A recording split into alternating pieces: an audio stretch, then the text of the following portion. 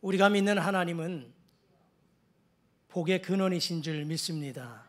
모든 복이 하나님께로부터 온다는 사실을 믿으시기를 바랍니다. 하나님은 또한 하나님의 백성들에게 복 주시기를 즐겨하시고 기뻐하시는 분이심을 믿습니다. 또한 복만 아니라 하나님은 화도 저주도 하나님께서 주신다는 사실을 기억하셔야 됩니다. 하나님께서 아브라함을 부르시고 그에게 말씀하셨습니다. 너를 축복하는 자에게는 내가 복을 내리고 너를 저주하는 자에게는 내가 저주하리니, 이렇게 말씀하셨어요. 내가 복을 내리니, 복을 주시는 분이 하나님이시고, 내가 저주하리니, 화도 저주도 하나님께서 주권 가운데 가지고 계시다라고 하는 것입니다. 그래서 우리가 믿는 하나님은 우리 인간의 생사 화복을 주관하시고 한 나라에 또 한 가정에 흥망성쇠 또한 하나님이 붙잡고 계신다는 사실을 믿으시기를 바랍니다. 여러분 모두가 하나님으로부터 임하는 큰 복을 받아 누리시는 복의 주인공들이 되시기를 주님의 이름으로 축복합니다. 그런데 아무에게나 이런 복을 주시는 것이 아니다라고 하는 것을 또한 알아야 됩니다. 하나님은 복 주시기를 즐겨하고 기뻐하시지만 모든 복이 하나님께로부터 임하지만 모두에게 이 복이 임한다는 것이 아닙니다. 하나님은 복을 주시는데 복을 받을 사람들이 있어요. 수학에도 공식이 있습니다. 마찬가지로 하나님으로부터 임하는 복이 공식이 있어요. 원리가 있습니다. 방법이 있습니다. 그래서 그 원리를 알아서 그 방법을 따라서 살아가게 되면 반드시 복을 받게 되어 있다는 사실입니다. 여러분 모두가 성경에서 말씀하고 있는 하나님의 원리와 방법과 그 하나님의 뜻을 잘 분별하셔서 하나님의 뜻을 따라 살아들여서 복을 받아 누리시는 주인공들이 되실 수 있기를 다시 한번 주의 이름으로 축복합니다.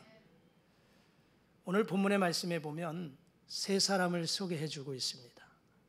우사라고 하는 사람, 다윗, 우린 다윗을 너무나 많이 듣고 잘 아는 사람이죠. 다윗 왕. 그리고 오벳 에돔.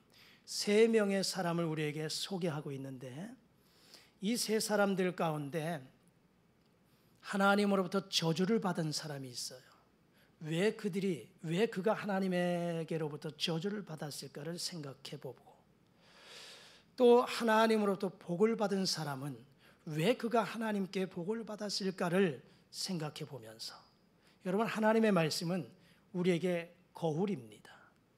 그래서 말씀을 통해서 이런 사람들이 이렇게 살아서 복을 받았구나, 그러면 나도 이렇게 살아드리면 하나님께서 똑같이 복을 주시겠구나 하는 것이고, 또 성경을 통해서 이런 사람들이 이렇게 살았더니만 하나님으로부터 화를 받았구나, 그러면 나는 그렇게 살면 안 되겠지.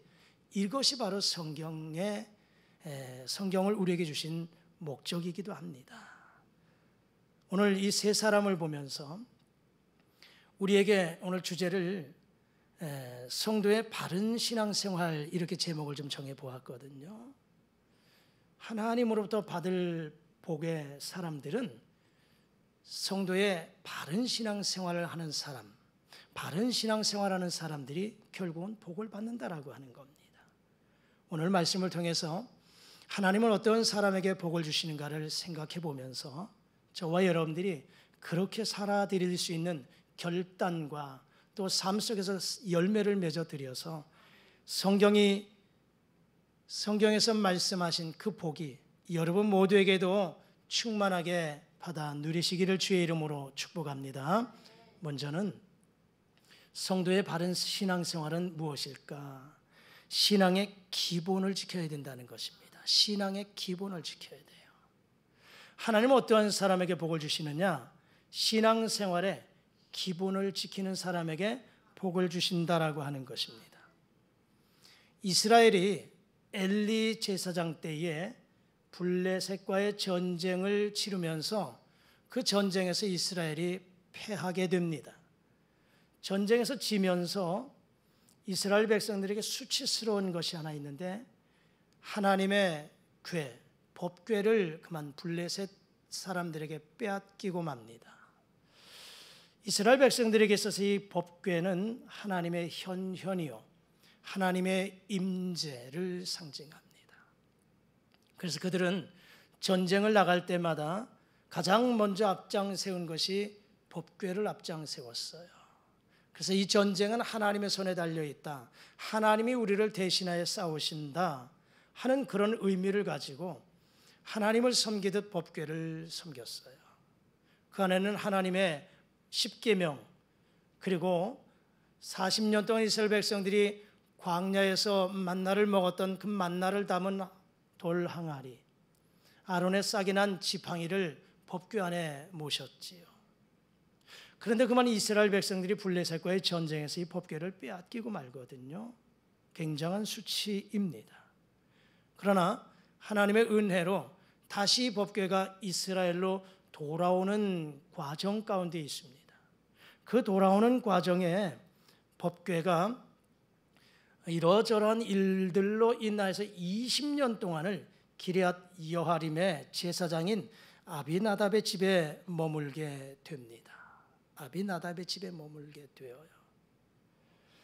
자, 그런데 다윗이 오늘 이 사무엘하 6장 1절에 보면 다윗이 이스라엘에서 뽑은 무리 3만 명을 다시 모았다 이렇게 말씀하지요.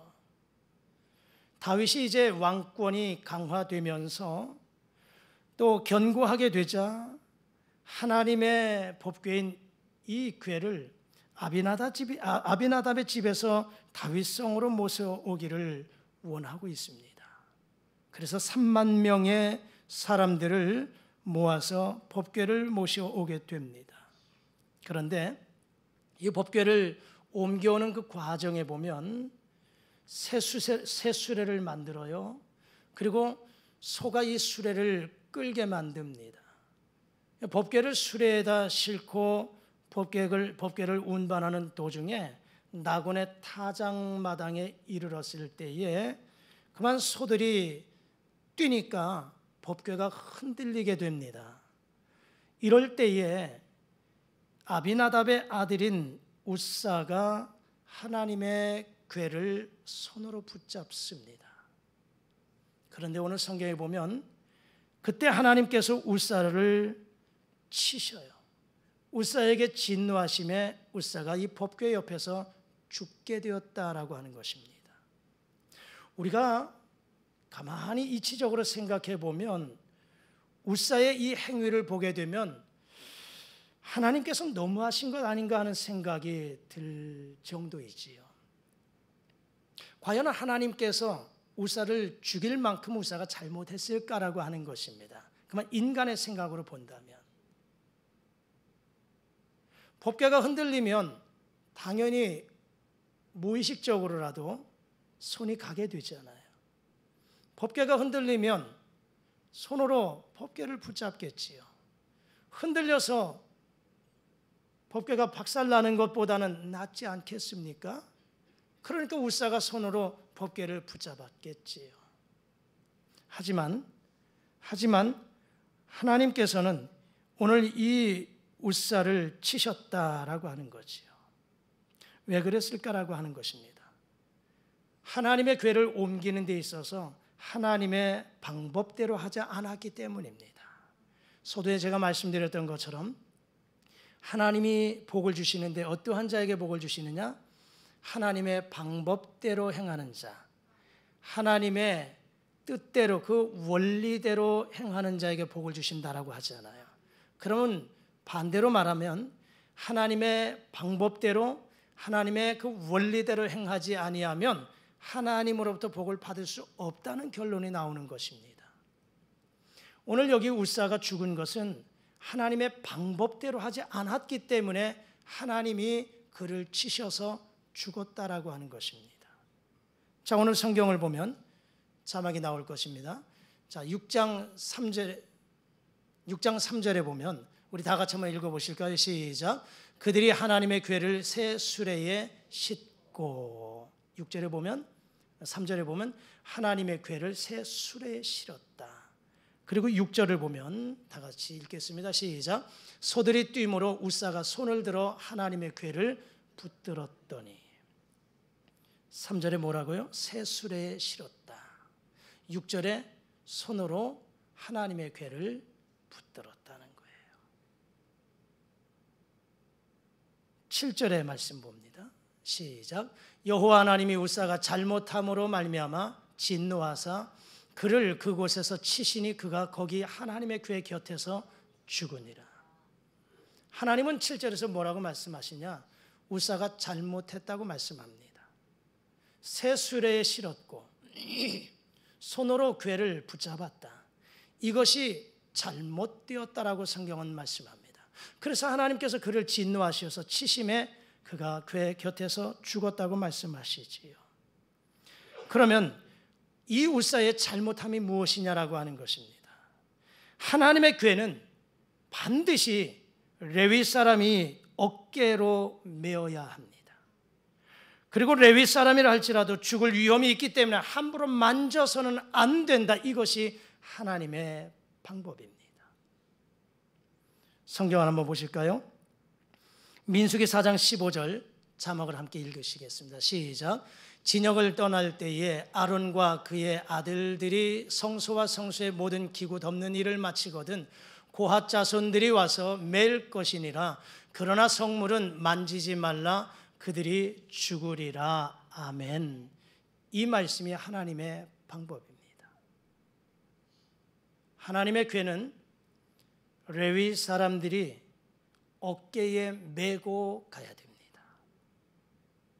아무리 힘들어도, 아무리 불편해도 그들이 어깨에 메고 가야 돼요. 그리고 이것을 만지면 안 됩니다. 그러면 죽으리라. 이것이 하나님의 말씀입니다. 반드시 레위 사람이 어깨에 메야 되고, 그리고 반드시 하나님의 말씀에 순종해서 그들이 어떠한 상황이 있다 할지라도, 죽을 위험이 있다 할지라도 함부로 만져서는 안 된다라고 하는 것입니다. 사무엘상 6장에 보면 하나님의 궤가 블레셋에서 돌아왔을 때 베세메스 사람들이 이 법궤의 뚜껑을 열어보았어요. 법궤의 뚜껑을 열어보았는데 하나님이 진노하셔서 그곳에서 70명을 죽였다. 이렇게 말씀하고 있습니다. 구약시대 하나님의 현현시대는 참 두렵습니다. 우리가 잠깐 내 방법, 내 생각, 내 뜻대로 행하였다가 하나님이 즉결 심판 내리시듯 하나님이 그냥 바로 치셔서 죽이실 때도 있었다라고 하는 거예요. 오늘 이 시대는 하나님이 영이시어서 우리의 눈에 보이지 않지만 하나님이 모세야, 아브라함아 이렇게 직접 말씀하시는 그런 시대는 아니라 할지라도 오히려 안 보이기 때문에, 안 들리기 때문에 더 경외함을 가지고 섬겨야 되는 것인 줄 믿습니다. 오히려 더 하나님의 방법에, 하나님의 말씀에 순종하며 살아가야 되는 줄 믿습니다. 여러분, 하나님의 궤를 구경거리로 삼을 때 하나님은 진노하신다 이 말입니다. 다시 말하자면 오늘 우사가 죽게 된 것은 기본을 모르는 사람이다 이 말이에요. 하나님의 궤에 대한 기본을 모르는 사람이에요.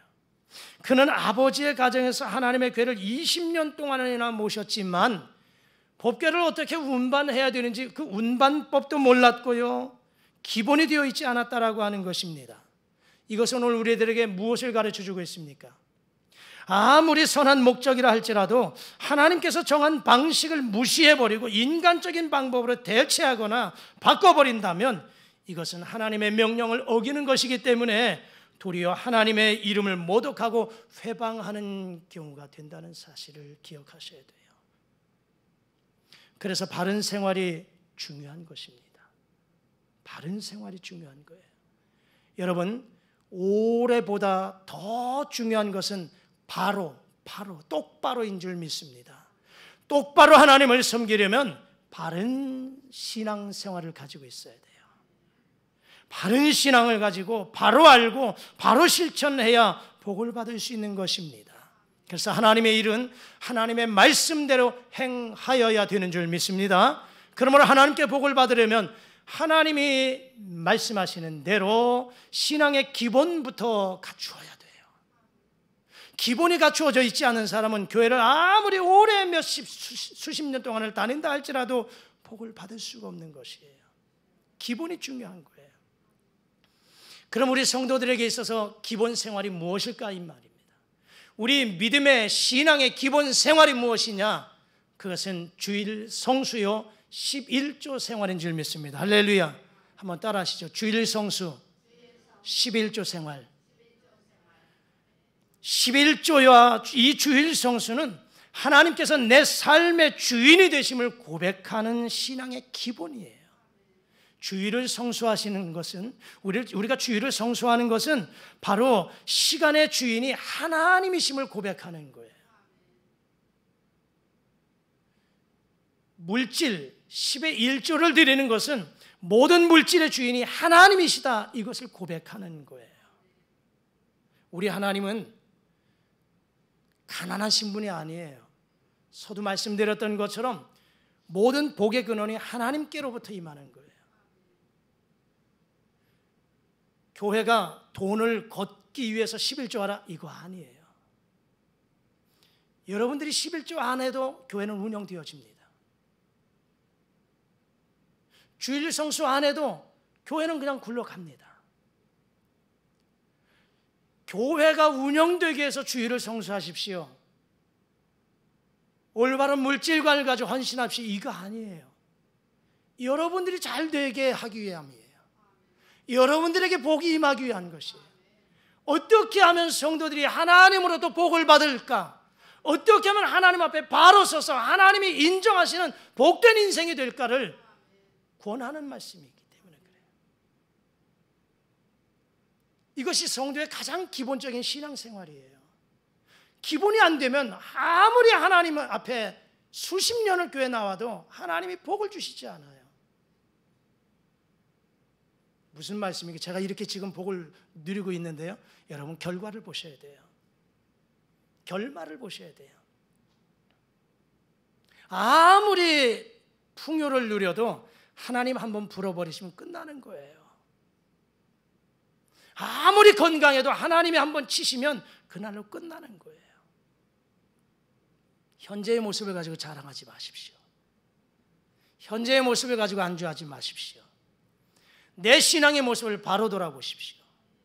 내가 정말 기본 생활을 하고 있는가? 올바른 주일 성수를 하고 있는가? 올바른 물질 생활을 하고 있는가를 돌아보십시오.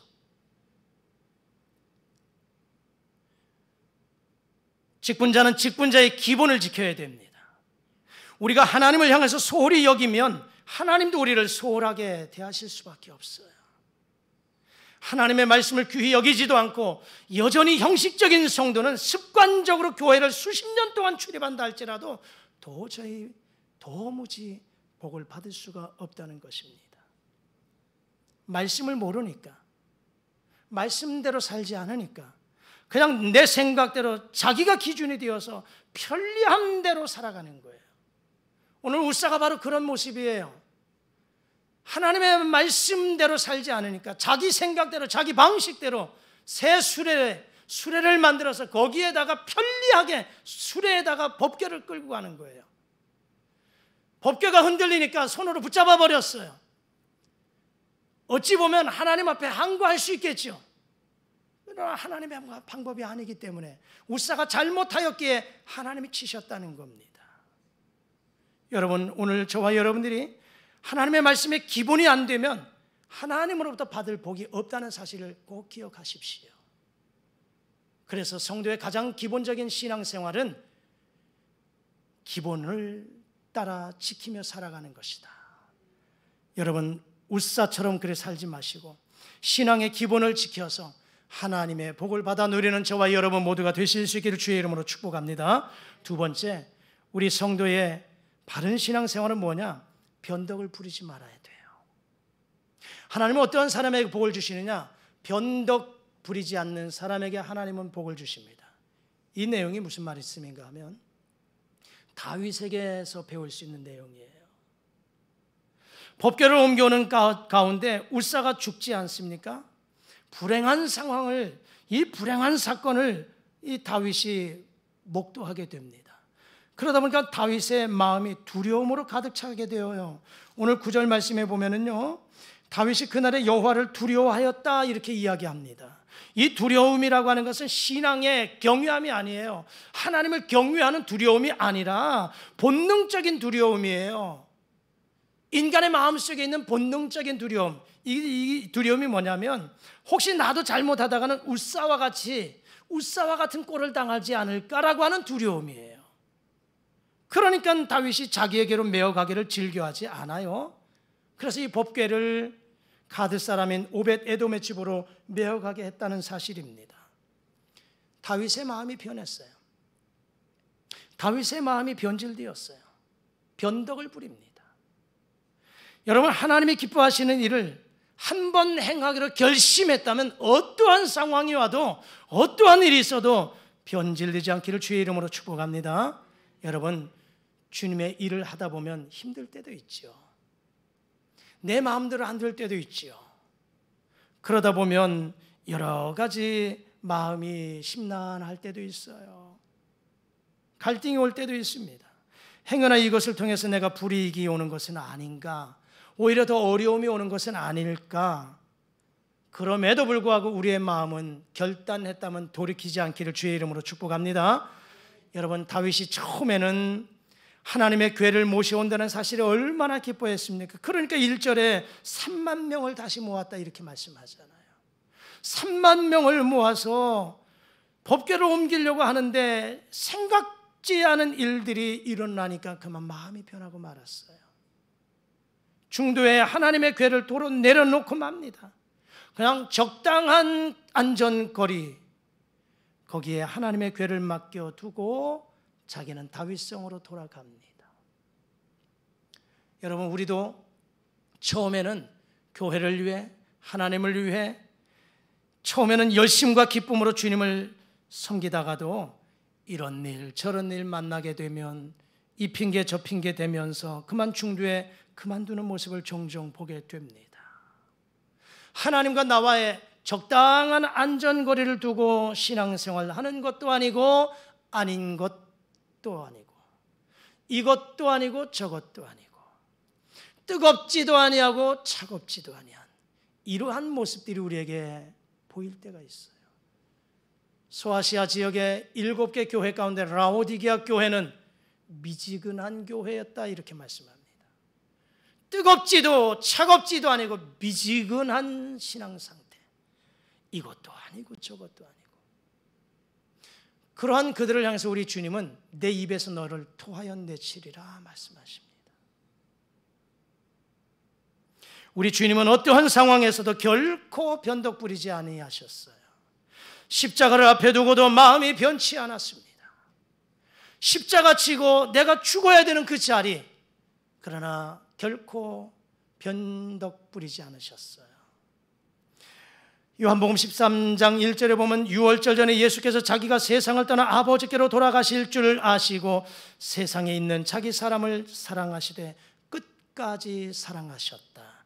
끝까지 사랑하셨다. 우리 주님의 마음은 변하지 않았습니다. 주님의 마음은 변하지 않았어요. 여러분, 우리의 신앙생활이 어떠한 상황이 와도 변질되지 않기를 주의 이름으로 축복합니다. 우리가 주님을 향한 결단도 변질되지 않기를 주의 이름으로 축복합니다. 상황에 따라서 우리의 신앙이 변하는 사람들이 있어요. 그러나 우리의 신앙은 어떠한 상황이 와도 변하면 안 돼요. 힘들다고 변하고 속상하다고 변하고 병들고 실패했다고 변하고 그렇게 되면 우리의 신앙을 지켜나가는 것이 힘들 뿐입니다. 우리의 마음을 오직 주님께로 향하고 그 마음이 변치 않는 사람, 이런 사람에게 우리 하나님은 복이 임하는 줄 믿습니다. 할렐루야. 어떠한 상황이 와도 흔들리지 마십시오. 변질되지 마십시오. 우리 성도의 바른 신앙생활은 어떠한 상황이 와도 흔들리지 않는 것이 우리의 신앙생활인 줄 믿고 주님 오시는 그날까지 끝까지 믿음의 길을 걸어가실 수 있기를 주의 이름으로 축복합니다. 마지막으로 성도의 바른 기본 생활이 무엇이냐? 하나님을 모셔드리고 말씀에 순종하고 하나님을 경외하는 이 모습이 성도의 바른 신앙생활입니다. 하나님은 어떠한 사람에게 복을 주시느냐? 하나님을 모셔드리고 하나님의 말씀에 순종하고 그리고 하나님을 경외하는 자에게 하나님은 복을 주신다.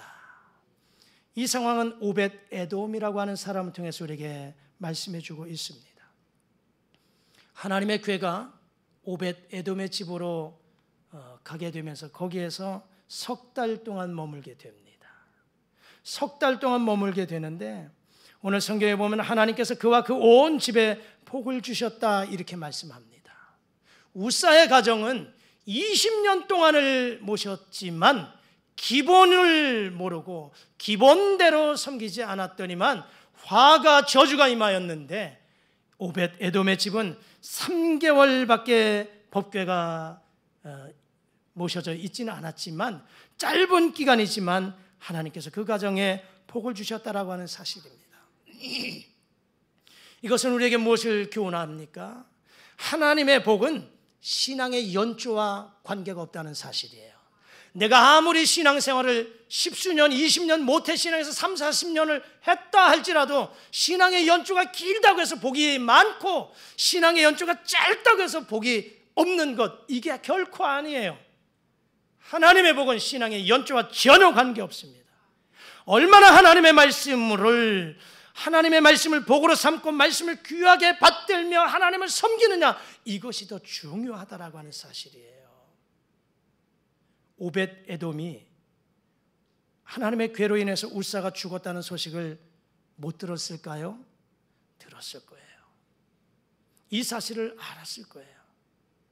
다윗 왕조차도 하나님의 궤를 옮겨오는 것을 두려워하는 마당에 그냥 명령에 의해서 법석 오벳 에돔의 집으로 법궤를 가지고 왔는데 이 순간 얼마나 당황했겠습니까? 얼마나 두려워했겠습니까?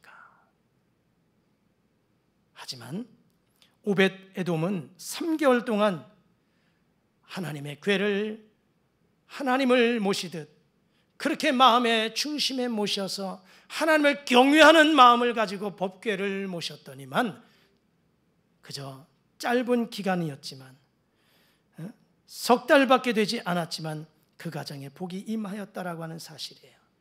그러면 이 오벳 에돔의 집이 어떠한 복을 받았는지 한번 보실까요?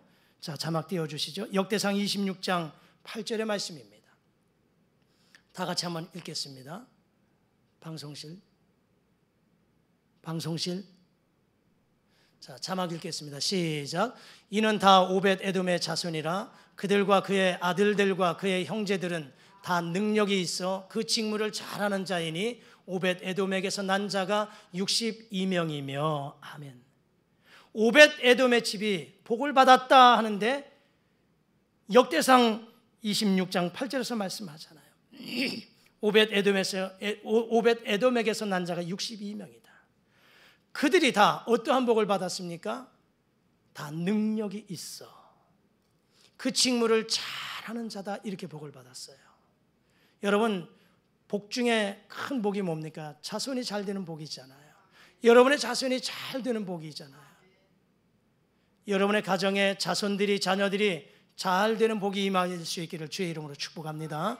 그런데 이 오벳 에돔의 가정에 자녀들 모두가 다 능력 있는 사람, 직무를 잘하는 사람이라 이렇게 복을 허락했다 말씀합니다. 그렇다면 오늘도 우리 모두가 이러한 복을 받아 누려야 되지 않겠습니까? 그러기 위해서는 우리 가정도 오벳 에돔의 가정처럼 하나님의 말씀을 모셔드리고 하나님의 말씀을 모셔드리는 하나님을 모셔드리는 거죠.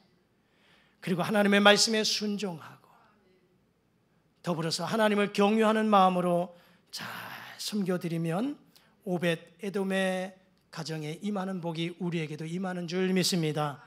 본래는 이 복이 다윗에게로 넘어가야 되는 복이지요.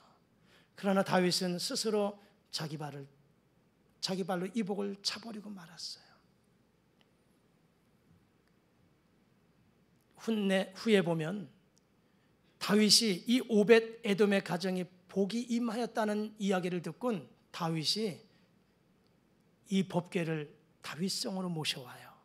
그럴 때에 다윗은 자신이 처음에 잘못한 이 모습을 깨닫고 돌이켜요.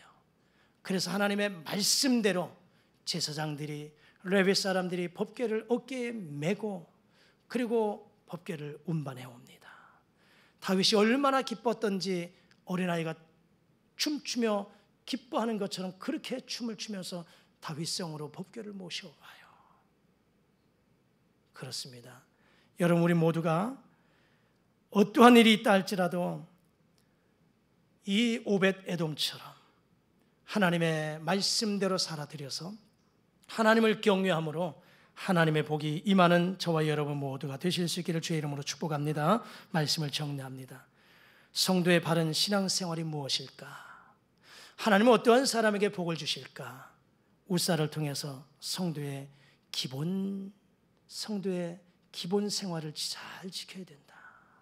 신앙의 기본을 지키는 자에게 하나님은 복을 주신다는 사실입니다. 다윗을 통해서는 우리에게 주시는 교훈이 무엇일까요? 변덕 부리지 말아야 된다는 거예요. 어떠한 상황이 와도 어떠한 일이 있어도 내가 하나님 앞에 결단하고 충성하기로 다짐한 것들, 상황이 와도 변덕 부리지 마시고 변질시키지 마시고 오직 주님만 바라보면서 충성하실 수 있기를 주의 이름으로 축복합니다. 오벳 에돔의 가정처럼 하나님을 모셔드리고 그 하나님의 말씀에 순종하고 하나님을 경외함으로 하나님이 주신 놀라운 축복의 주인공들 되실 수 있기를 주님의 이름으로 축복합니다. 기도하시겠습니다. 전능하신 우리 아버지 하나님, 감사합니다. 오늘 성도의 바른 신앙생활이 무엇인가를 우사와 다윗과 오벳 에돔을 통해서 주시는 말씀의 교훈을 받게 하여 주시니 감사합니다. 우리의 신앙의 기본을 잘 지키는 사람들 되게 하여 주옵소서.